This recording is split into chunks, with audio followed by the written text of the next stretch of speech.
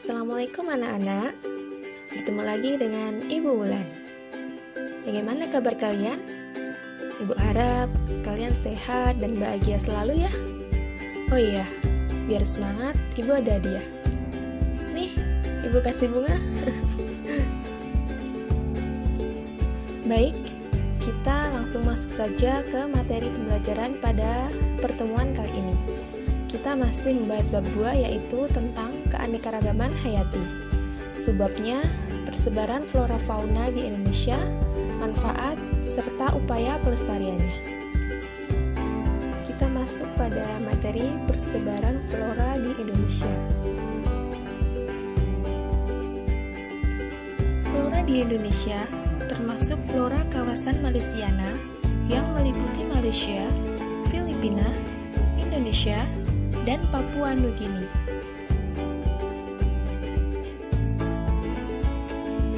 Menurut Van Wilson dan Sil, flora Malaysiana terbagi menjadi flora dataran Sunda, flora dataran Sahul, dan flora Walase.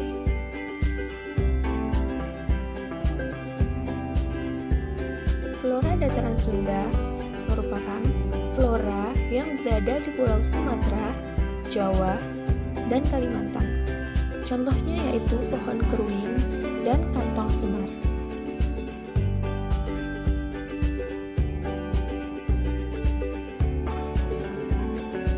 Flora dataran Sahul merupakan flora yang ditemukan di Indonesia bagian timur, seperti Papua dan sekitarnya. Contohnya adalah sagu dan pala.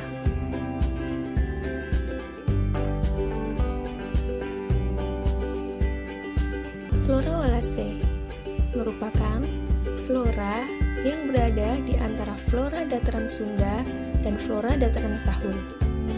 Flora ini sangat khas dan endemik. Contohnya adalah pohon leda atau eukaliptus pelangi. Bagaimana? Masih semangat kan? Oke, biar semangat lagi, Ibu kasih hadiah lagi deh. Nih, daun maple. Hehe.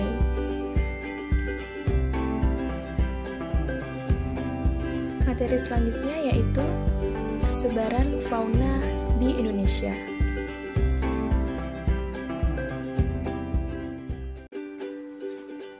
Fauna di Indonesia terbagi menjadi 3 tipe, yaitu tipe Asiatis atau Oriental, tipe Peralihan, dan tipe Australis. Fauna Asiatis atau Oriental merupakan fauna yang mendiami Indonesia bagian barat, meliputi Sumatera, Jawa, dan Kalimantan.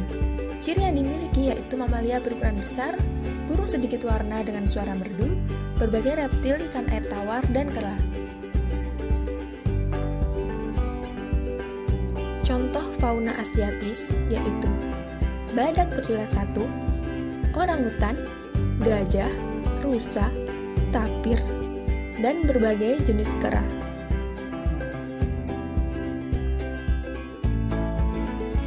Fauna Australis merupakan fauna yang mendiami Indonesia bagian timur, meliputi Maluku, Nusa Tenggara, Papua, dan pulau-pulau kecil di sekitarnya. Ciri yang dimiliki terdapat binatang berkantung, mamalia berukuran kecil, dan burung berwarna-warni. Contoh fauna Australis diantaranya kanguru pohon, walabi, kasuari, cendrawasih, dan lain-lain.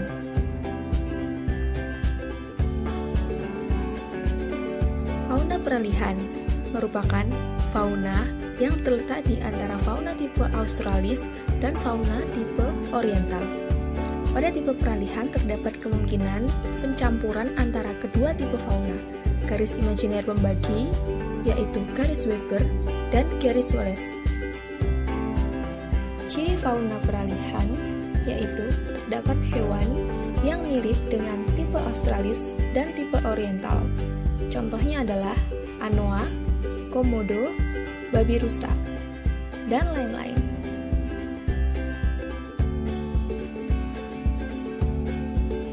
Masih semangat kan?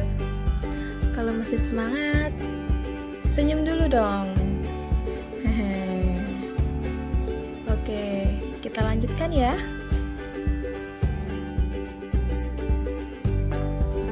Apa sih manfaat keanekaragaman hayati? Ada yang tahu? Tahu? Tahu? Tahu? Apa ya?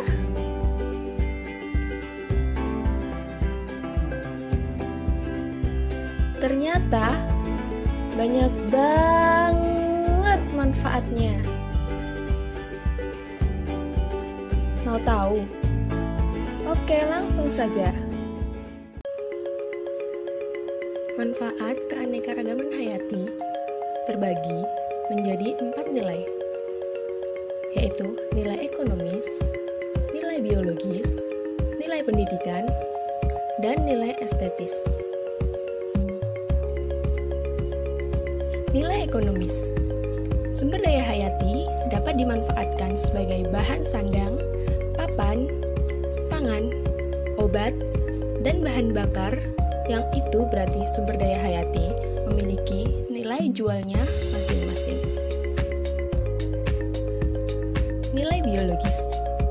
Sumber daya hayati, khususnya tumbuhan, bermanfaat dalam menghasilkan oksigen yang mana itu dibutuhkan oleh seluruh makhluk hidup di muka bumi ini. Selain itu, tumbuhan juga berperan sebagai penyeimbang ekosistem. Nilai pendidikan. Sumber daya hayati banyak digunakan untuk penelitian dan pengembangan ilmu pengetahuan. Oleh karenanya, sumber daya hayati memiliki nilai pendidikan. Nilai estetis. Estetis berarti keindahan. Sumber daya hayati memiliki nilai estetis karena keindahannya dapat dimanfaatkan menjadi tempat rekreasi. Baik, Ibu telah membahas tentang manfaat dari keanekaragaman hayati. Untuk contoh-contohnya, kalian bisa cari sendiri ya? Pasti bisa kok. Harus bisa.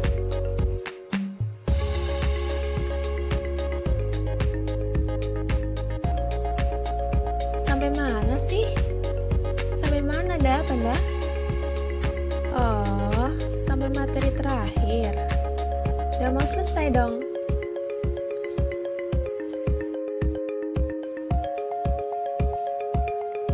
Kenapa sih harus dilestarikan? Kenapa? Why? Kenapa? Kenapa, Nak? Oke, Mulungo, silahkan menjawab. Biar nggak punah, Bung. Good. Oke, Peri. Biar dunia tetap syahdu, Bu. Syahdu. Seimbang maksudnya.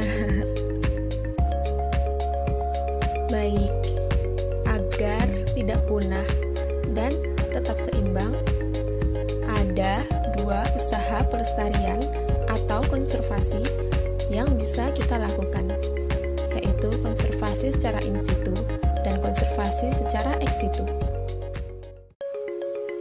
Konservasi in situ merupakan usaha pelestarian yang dilakukan di habitat aslinya, yaitu dengan mendirikan cagar alam, taman nasional, suaka marga satwa, taman hutan raya, dan taman laut. Contohnya yaitu cagar alam Rafflesia di Bengkulu dan suaka marga satwa Pulau Komodo.